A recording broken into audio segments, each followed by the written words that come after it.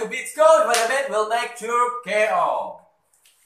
Kembali lagi dalam channel kita, Beatsco. Beats kocak, if a bit will make you KO. Kita ulang berkali-kali supaya terpatri di dalam otak kalian. Beatsco, Beatsco, Beatsco. Ya. Materi kali ini adalah sesuatu yang berhubungan dengan otomotif, yaitu balapan. Di dalam sebuah balapan ada tim. Di dalam sebuah tim ada pemilik tim. Di dalam sebuah tim juga ada seorang pembalap, yaitu driver. Kita sebut saja tim ini tim yang besar, yaitu tim dari Inggris yang bernama tim McLaren. Bagi sebagian orang, melihat seorang pembalap mungkin enak karena dia hanya memacu kendaraan yang diberikan kepadanya. Tapi di sisi lain pembalap, kita harus bisa memposisikan diri sebagai pembalap. Baru kita tahu bagaimana rasanya jadi pembalap. Bukan pemuda berbadan gelap ya. Lucu, jayus, garing, kriuk, pret. Ya kan? Ini kita agak asal bicara aja, bukan sesuai fakta yang sebenarnya. Dan ini menurut gue perwakilan doang. Jadi, dalam sebuah balapan atau kompetisi, si pemilik tim akan mudah menyalahkan si pembalap jika kejuaraannya tidak bisa dimenangkan. Tapi begitu juga sebaliknya. Kalau si pembalap bisa memenangkan balapan atau perlombaannya, tidak terlalu banyak apresiasi dari sang pemilik tim. Karena apa? Mereka hanya ingin hasil yang positif, tapi tidak bisa menerima hasil yang negatif. Banyak hal terjadi begitu, kecuali kedua belah pihak saling profesional.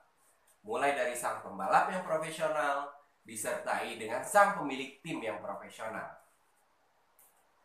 Dalam jarak satu ban, pertempuran di dalam arena, di sirkuit, pembalap itu banyak faktor yang bisa menentukan menang dan kalahnya dia.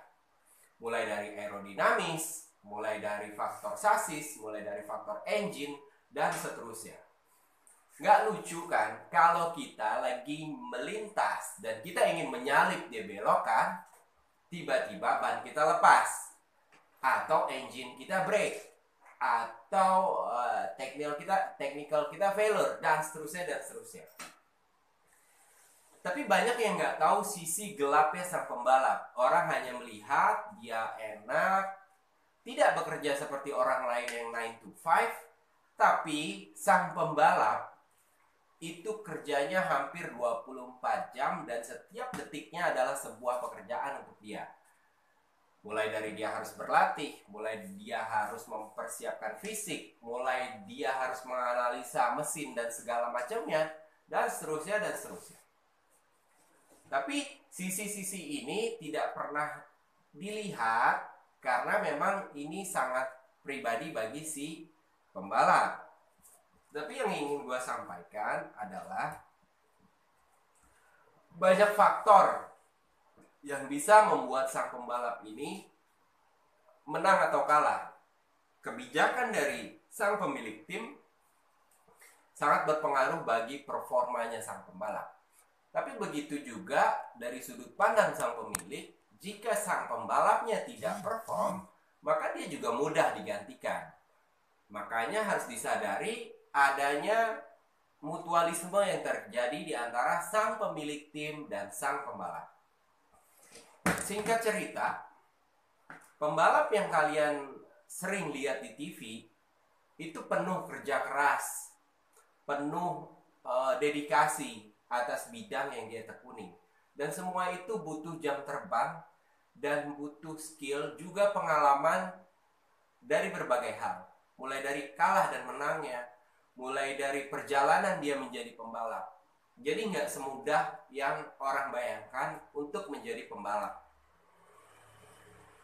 Pembalap ini bisa mewakili segala macam bidang yang kalian tekuni.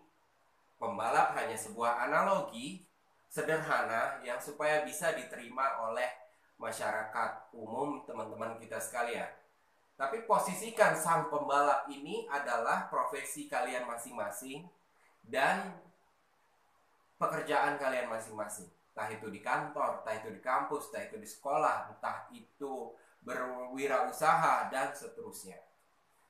Jadi tolong hargai sang pembalap dari tim McLaren dan tolong kebijakan yang sangat bijak bagi sang pemilik tim.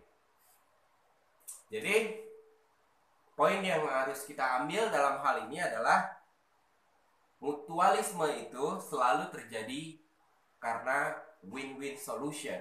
Kalau sebelah pihak doang bukan mutualisme namanya, tapi mau loh. Ya udah.